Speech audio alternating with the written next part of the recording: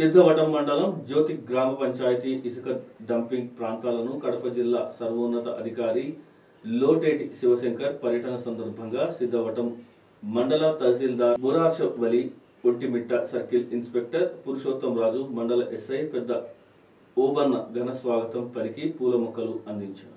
రాష్ట్ర ప్రభుత్వం ఎంతో ప్రతిష్టాత్మకంగా ఇసుక ఉచితంగా అందించాలని ఆదేశాలు ఇచ్చారని, జూలై 8 తేదీన రవాణా చేయాలని కలెక్టర్ ఆదేశించారు.